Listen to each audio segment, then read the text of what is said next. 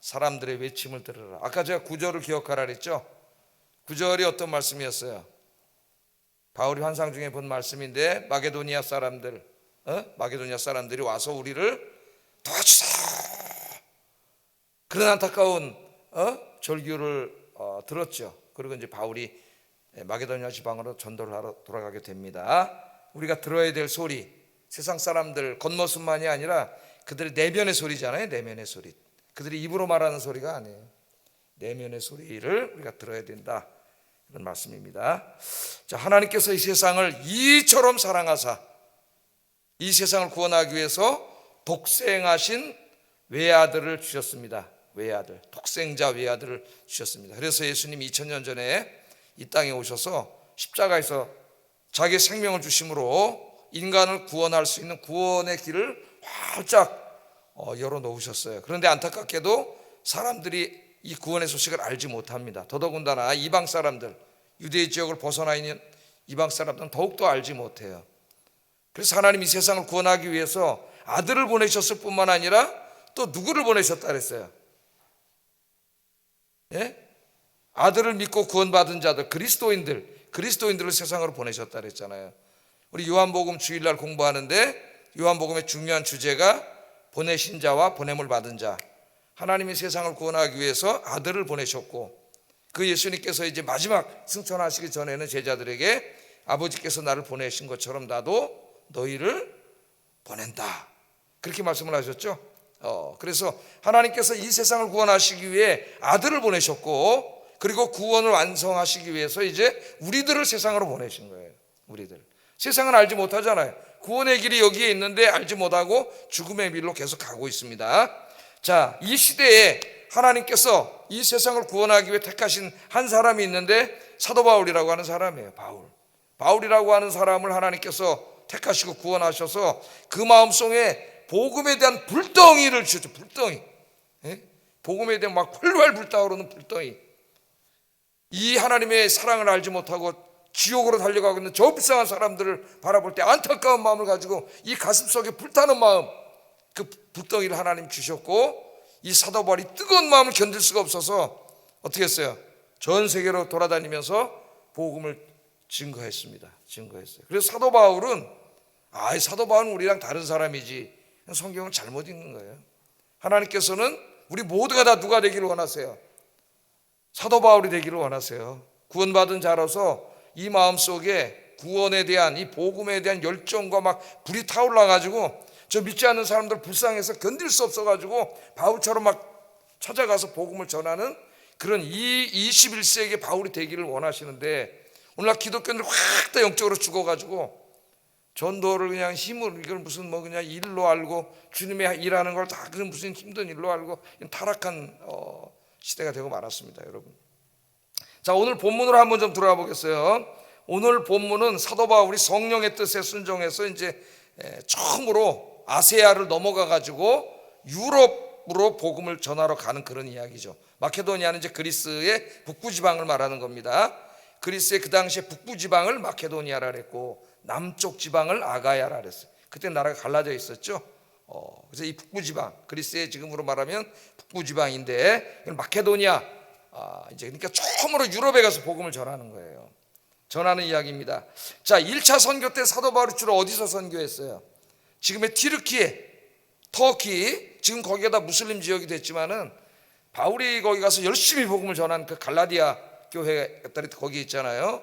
1차 선교 때는 그 튀르키예의 남부, 그러니까 동남부 지방을 주로 선교를 하고 그 다음에 다시 돌아왔죠, 예루살렘으로. 그래서 이제 안식년, 오랫동안 안식년을 가졌습니다. 거기서 쉬면서 갈라디아서도 쓰고 이렇게 안식년을 가졌어요.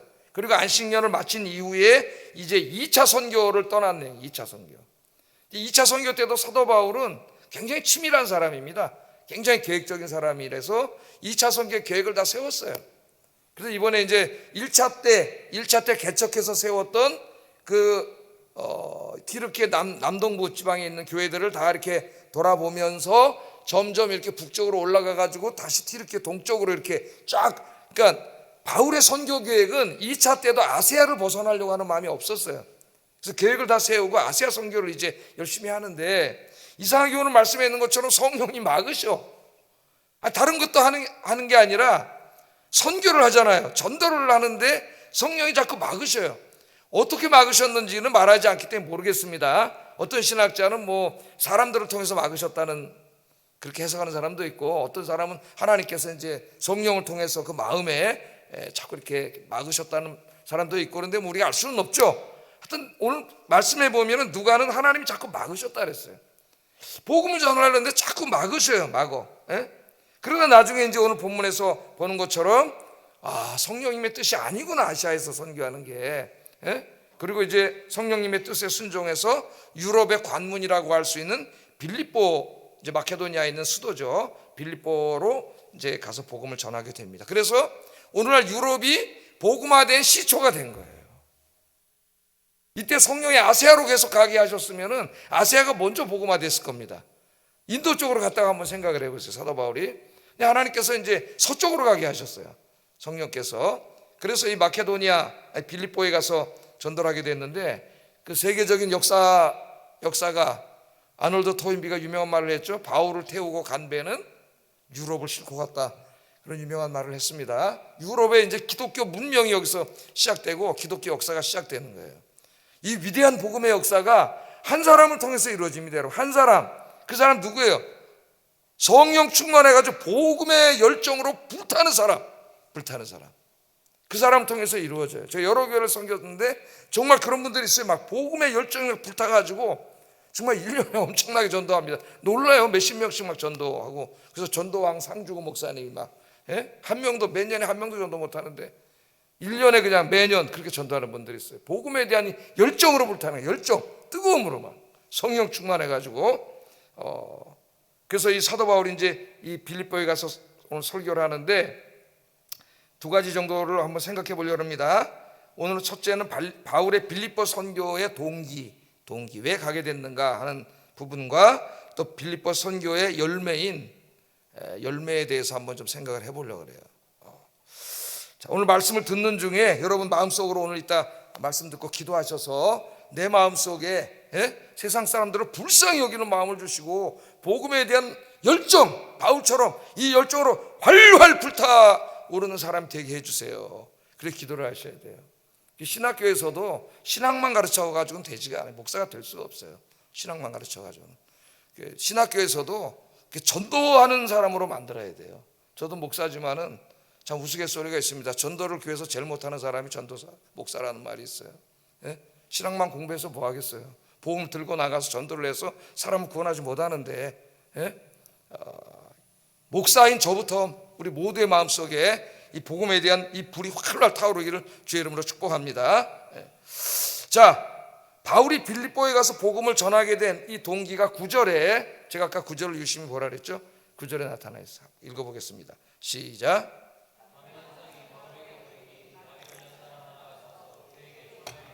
마게도냐로 건너와서 우리를 도우라 하거늘. 그러니까 이제 자꾸 이렇게 바울이 아시아에서 자기가 계획을 다 세웠잖아요. 계획을 세워서 주의 일을 하는 거는 굉장히 훌륭한 거예요. 맨날 그냥 와서 주먹구구식으로 해가지고 막 부서가 엉망진창이고 질서도 없고 막 이렇게 만들어 놓은 사람이 있어요. 그렇게 하면 안 되겠죠. 1년 계획을 세우고 철저히 계획을 잘 세워야 돼요. 하나님은 계획적인 분이에요. 잘 계획을 세우는 분인데 이제 계획을 세우다가도 이 바울과 같이 위대한 사람도 실수를 할 때가 있어요. 왜냐하면 자기 너무 이제 철저하다 보면은 하나님의 뜻을 묻지 않을 때가 있어요. 하나님의 뜻을. 제일 중요한 게 하나님의 뜻인데, 자, 그러니까 하나님이 이제 자꾸 막아요. 왜? 하나님은 유럽에 가서 복음을 전하게 하는 게 뜻인데, 바울은 하나님 뜻을 묻지 않았기 때문에 자기의 열정에 의해서 아시아 선교를 계속 하려고 그랬어요. 그러니까 성령님 계속 막아. 근데 나중에는 그래도 깨닫지 못하니까 어느 날 환상을 보여주셨어요. 환상, 그게 9절입니다. 9절에 밤의 환상이 바울에게 보였어요. 바울은 이제 하도 못 깨달으니까 하나님이 환상을 보여줬는데, 마케도니아 사람, 그리스 사람이 하나 또 나타나더니 뭐라 그래요? 와서 우리를 도와주세요. 와서 우리를 도와주세요. 와서 우리를 도우라. 그렇게 무미건조하게 읽으면 안 되겠죠. 이 말은 와서 우리를 도와주세요.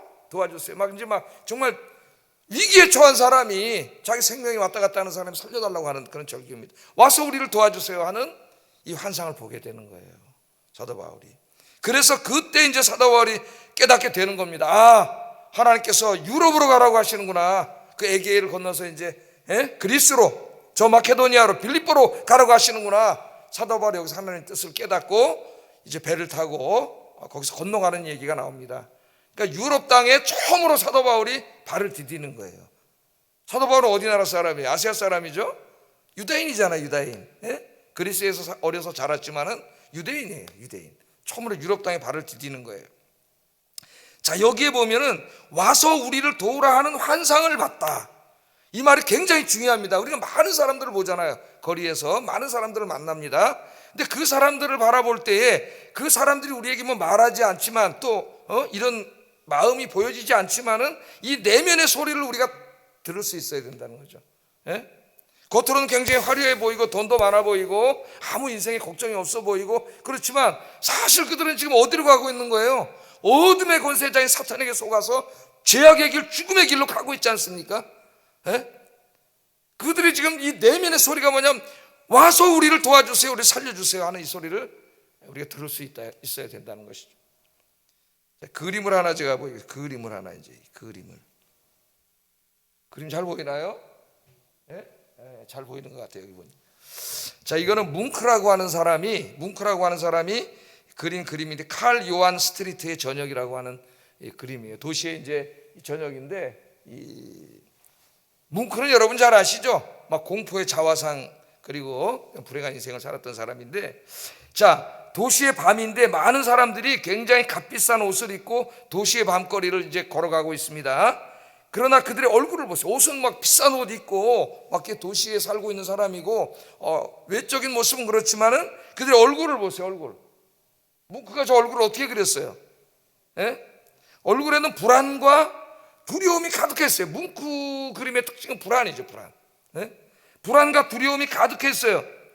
그러니까 겉모습이 저렇게 생겼을까요? 도시에 옷 잘 입고 막 옷 새거 입고 막 좋은 차 타고 쫙 가는 사람이 차에서 내려서 딱 걸어가는데 얼굴이 저랬을까요? 공포와 불안. 겉으로는 기름기가 질질 흐르는 얼굴이에요. 잘생기고 기름기가 질질 흐르고 겉으로는 그런 모습인데, 그럼 뭉크는 뭘 그린 걸까요? 저 사람들이 보이지 않는 내면을 그린 거예요. 내면을. 겉으로는 막 잘생기고 도시 사람들 돈도 많고 기름기 흐르고 이런 얼굴인데, 뭉크는 저 사람들의 내면, 보이지 않는 그 내면의 얼굴을 그린 거예요. 그들의 내면은 뭐로 가득 차 있어요? 불안과 두려움으로 가득 차 있어요.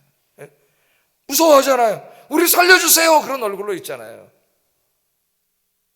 우리 그리스도인들이 우리 주변 사람들에게서 바로 이러한 내면의 소리를 볼 수 있어야 된다는, 저 속사람의 모습을 볼 수 있어야 된다는 거예요.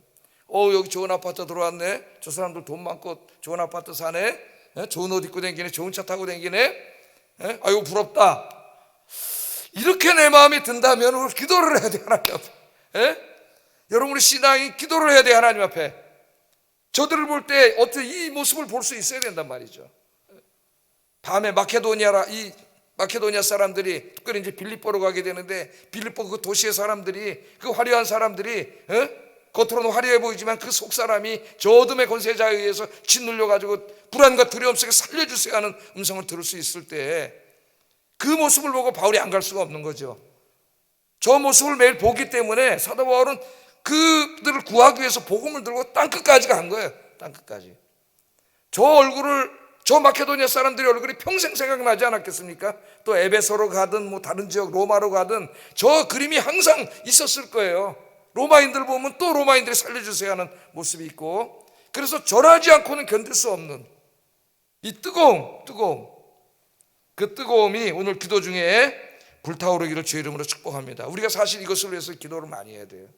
저 목사도 그렇고 목사라고 별거 아닙니다. 자기 마음속에 복음에 대한 열정이 다 식어버리면은 그 사람 왜 목사 됐는지 뭐 알 수가 없는 거죠. 이 직업을 바꿔야 돼, 빨리. 그런 사람들은.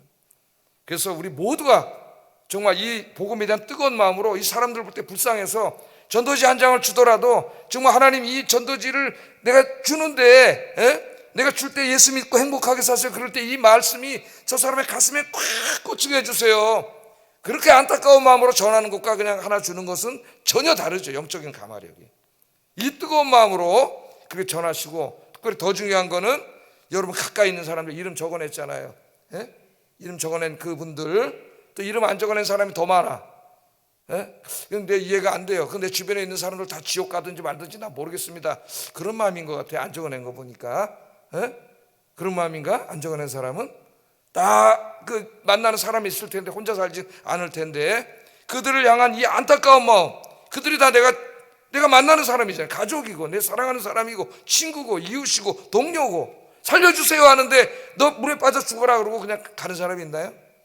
저 산불이 나갖고 막 내 친구들이 타 죽는데 너 그냥 타 죽어라 살려주세요 하고 가는 사람이 있어요? 그런 사람이 어디 있어요? 예? 나쁜 사람이지. 이 바울이 봤던 환상을 늘 마음속에 가슴에 품고 믿지 않는 사람들 살려주세요 하는, 예? 그들 자신도 모르고 있는 거예요. 사실은 그 내면의 소리를 자기도 사탄에게 속아서 죽음의 길로 가고 있다는 것을. 이 예수의 생명, 십자가의 생명의 복음을 전하는 저와 여러분 되기를 주의 이름으로 축복합니다. 그러니까 이것을 위해서 기도해야 된다는, 자기 마음속에 이것을 위해서 기도해야 된다는 거죠.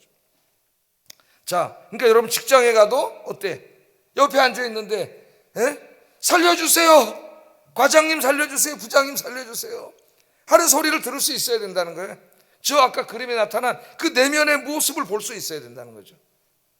그래서 여러분이 복음을 전하면은 그들이 예수 믿고 그 얼굴이 진짜 내면의 얼굴도 환하고 평안한 얼굴로 행복하게 사는, 예? 그것이 하나님 우리에게 주신 사명이니까 이 사명을 잘 감당하기를 주의 이름으로 축복합니다.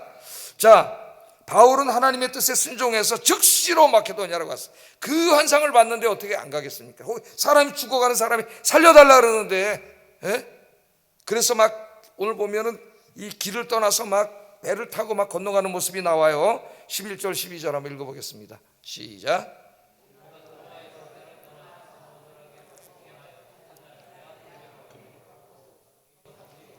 이는 마게도냐 지방의 첫 성이요 또 로마의 식민지라 그렇게 이야기하고 있습니다. 자, 바울이 유럽 땅에서의 첫 선교지는 그리스 북부 지방인 마케도니아의 빌립보라고 하는 도시입니다. 빌립보. 그러니까 유럽의 관문이에요. 이제 튀르키예를 통해서 유럽으로 들어가는데 그 그리스 북부 지방의 관문이 이 빌립보라고 하는 도시입니다. 자, 이 바울은 빌립보 성에 도착해서 오늘 말씀해 보면은 수일 동안 머물렀어요. 수일 동안 머물렀지만 선교의 대상도 선교의 장소도 찾지 못했습니다. 처음 가보는 유럽 땅에, 처음 가보는 유럽 땅, 어디 가야 되는지 누구에게 전해야 되는지 막막한 겁니다. 우리는 그래도 막막하지는 않잖아요. 전도하는데 여기 막막한 데 간 거예요. 예? 자, 특히 이 빌립보는 로마의 퇴역 군인들이 와서 사는 곳이에요. 그러니까 로마가 이 그리스를 점령한 다음에 빌립보 지역을 새롭게 도시로 만들어 가지고 로마 군인들의 퇴직금으로 줬어요, 땅을. 로마의 군단이 있잖아요. 다 직업군인 아닙니까? 로마의 군인들이 이 당시에 직업군인 월급을 줘야 되고 퇴직금을 줘야 돼요. 근데 이 퇴직금을 국가 재정으로 다 줄 수가 없어, 로마가. 그러니까 이 식민지를 개척해 가지고 특별히 빌립보에다 땅을 줬어요, 땅을 퇴직금으로. 빌립보는 그 로마의 퇴역 군인들이 굉장히 많이 사는 곳이에요. 그러니까 로마인들이 많이 살고 있는 곳입니다. 여기는 로마에 굉장히 충성스러운 로마인들이 많이 살아요. 빌립보서를 이해할 때 굉장히 중요한 배경이 돼요, 이 말씀이. 자, 그러므로 여기는 유대인들이 그렇게 많이 살지 않았고 유대인의 회당도 없었습니다. 오늘 본문을 보면 바울이 가는 곳마다 유대인 회당이 있었죠. 이 빌립보에는 유대인의 회당이 없었어요. 그러니까 유대인들은 원래가 성인 남자 10명 이상이 모이면 회당을 만들어요. 그런데 회당이 없었다는 것은 성인 남자 10명도 여기 없었다는 것을 우리에게 보여줍니다. 말씀이. 자, 그래서 이제 며칠을 머물다가 안식일 날이 됐어요. 안식일이 되면 바울은 이제 에베소나 이런 데서 전도할 때는 회당을 찾아갔잖아요. 유대인 회당을 찾아가서 예배드리고 거기서 설교도 하고 뭐 이렇게 했는데 여기는 회당이 없어, 빌립보에는. 그래서 안식일 날 이제 이렇게 막 걸어가다 보니까 강가까지 걸어갔는데 강에 가보니까 여인들이 이렇게 이제 앉아 있는 거예요. 여인들이. 오늘 보면 여인들이 앉아 있죠. 그런데 이 여인들 중에 빌립보 선교를 위해서 하나님이 미리 예비하신 여인이 하나 앉아 있었다는 겁니다. 하나님의 섭리는 참 엄청난 거예요. 예? 하나님의 일을 할 때 항상 그런 사람들을 하나님 만나게 하셔요. 13, 14절 한번 읽어보겠습니다. 시작.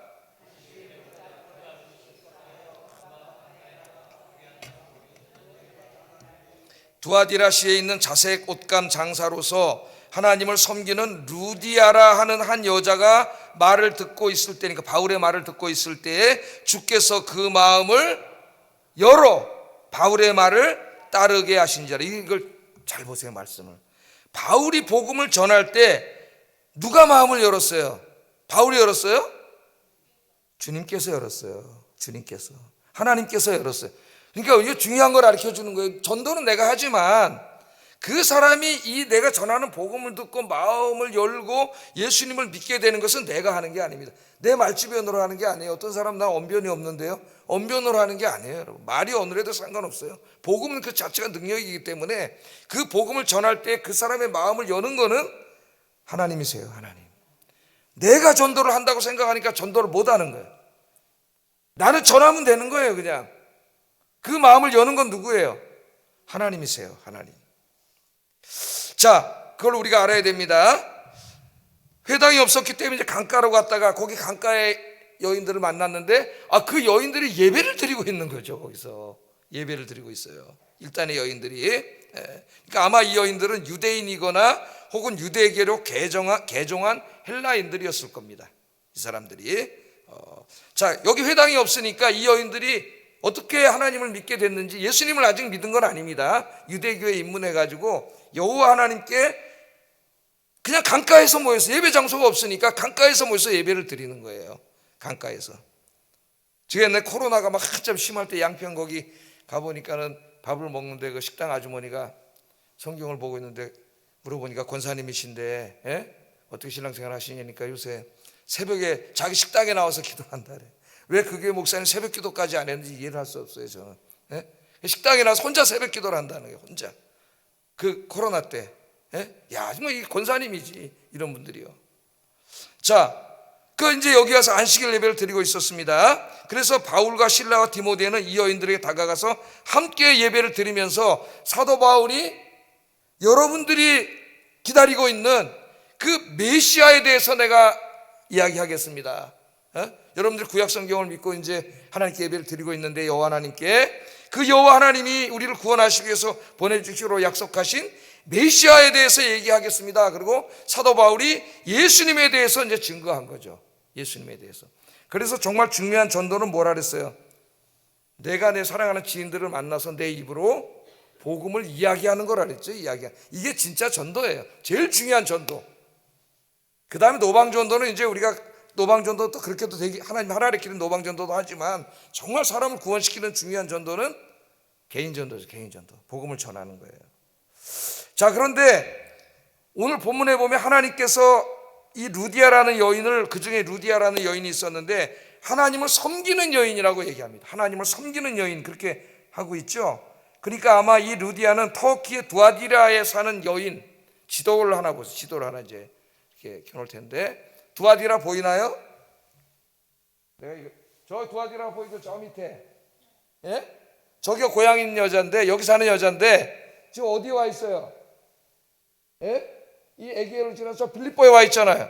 그러니까 에베소와 두아디라, 이 소아시아와 티르키와 이 그리스를 배 타고 왔다 갔다 하면서 사업하는 여자예요. 그러니까 아마도 이 두아디라에 있을 때에 헬라인으로서 예수를 믿고 유대교에 입문한 여자인 것 같습니다, 이 두아디라가.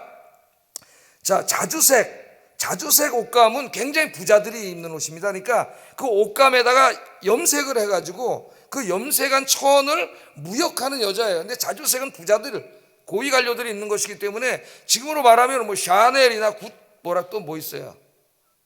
그런 거야. 하여튼 비슷한 거. 굉장히 비싼 옷을 파는 큰 사업가예요, 이 당시에. 그런데 어떻게 저기서 이제 유대인들을 통해서 전도를 받고 유대교로 입문을 했는데, 아직 예수님은 만나지 못한 상태인데 사도 바울이 이제 당신이 읽고 있는 구약 성경에 예언한 메시아가 대해서 말하겠습니다. 그분이 바로 나사렛 예수입니다 하고 복음을 전했다는 겁니다.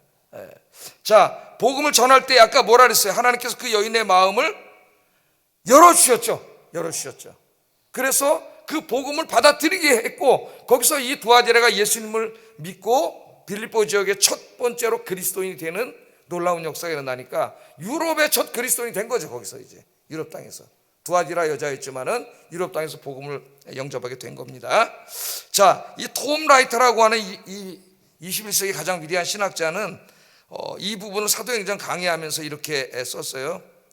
루디아가 예배처소조차 없는 이곳에서 기도를 하면서 하나님께서 찾아오실지도 모른다는 가능성을 열어놓고 기도했을 것이다. 그리고 바울이 마케도니아 사람 환상을 본 것은 루디아의 기도 때문일지도 모른다. 그러니까 루디아가 저기 사업하고 빌립보에 가면서 뭐 목사도 없고 아무도 없으니까 거기서 이제 우리에게 이 말씀을 가르쳐 줄 사람을 보내주세요 하고 루디아하고 저 여인들이 기도했다는 거예요. 기도했더니 하나님이 그 기도를 들으시고 바울에게 환상을 보여주셨다는 거예요. 이제 톰 라이트 해석입니다.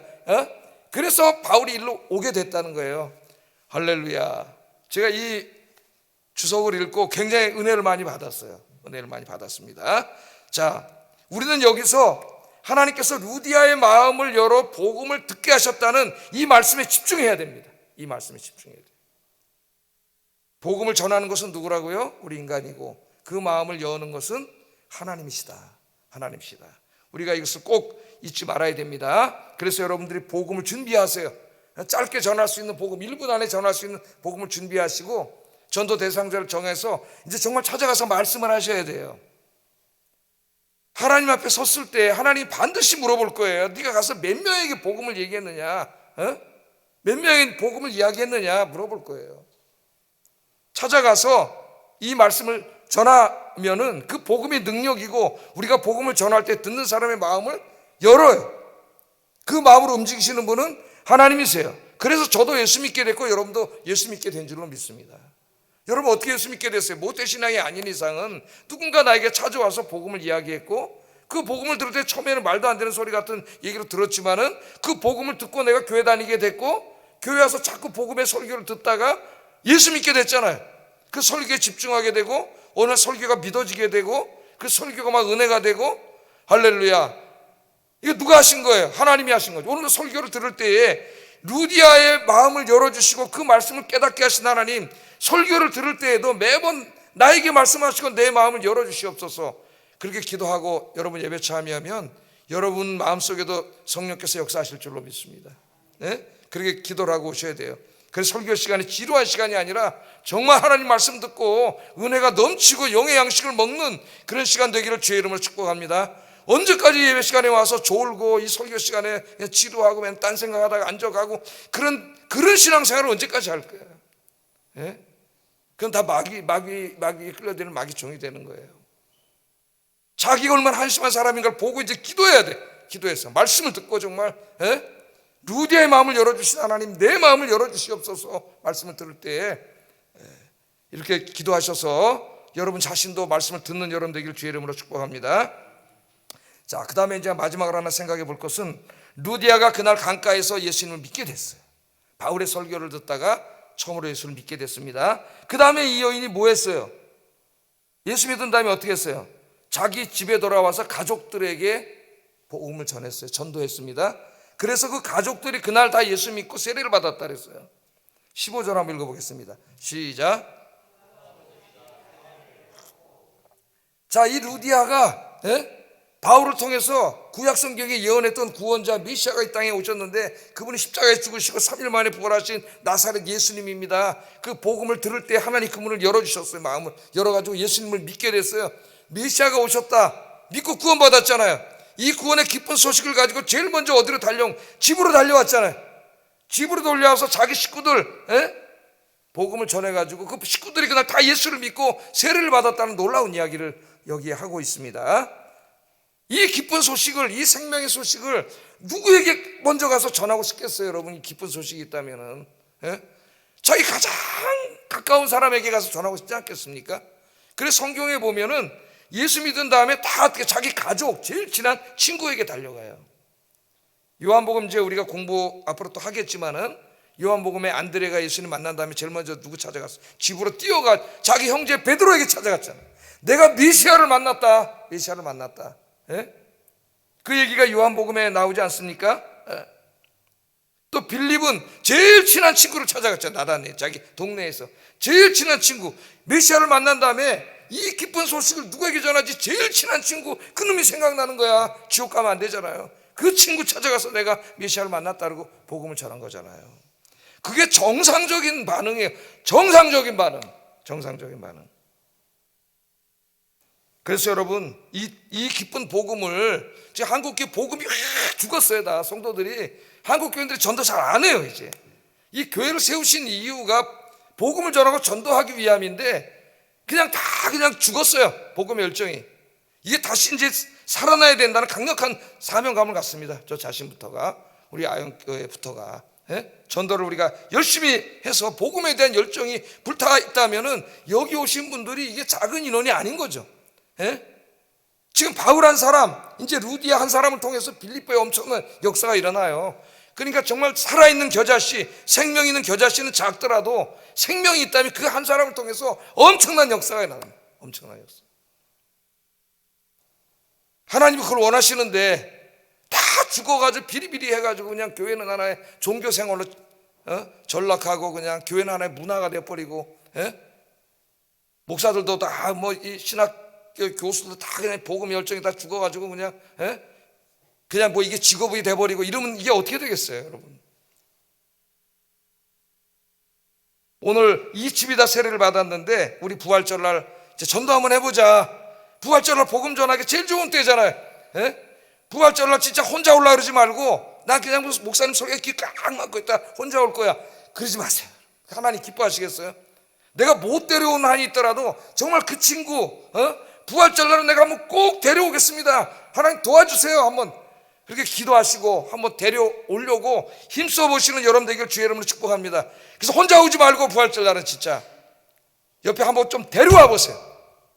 한 번이라도 옆에 데려와서 앉혀서 함께 정말 예배 드리는, 여러분 집이 다 인가기도 되고 구원받는 축복이 여러분 집에 임하기를 주의 이름으로 축복합니다. 루디아는 그뿐만이 아니에요. 예수님을 영접한 다음에 자기 가족들을 다 구원하고 자기의 집을 빌립보 선교로에서 바쳤습니다. 하나님께. 15절 한번 읽어보겠습니다. 시작. 내 집에 돌아와 유하라 하고 강건하여 머물게 하니라. 그 다음부터 이 빌립보 교회 회당도 없었잖아요. 어디서 예배를 드리고 어디서 사역을 합니까? 이 루디아가 사업하는 여자였다 그랬죠. 아마 집이 굉장히 컸을 거예요. 자기 집을 하나님 앞에 바쳤어요. 그래서 그 다음부터 바울이 전도회 오면 어디서 예배 드려요? 여기서 예배를 드리는 거지. 예배를 드리고, 우리나라 옛날 개척교회가 다 그렇게 시작했다 그랬죠.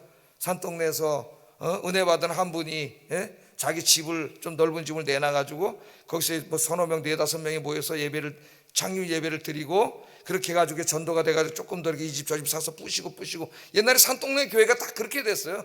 제가 어렸을 때 보면. 그래서 그게 교회가 되고 지금 큰 교회가 되고, 한 사람의 헌신이 엄청난 역사를 이뤘으니 하나님 앞에 갔을 때 얼마나 큰 상을 받겠습니까? 그 사람이 그래서 하나님 앞에 다 드렸습니다. 이 루디아가. 그래서 빌립보 사역은 루디아를 빼놓고는 설명할 수가 없어요. 루디아를 빼놓고는.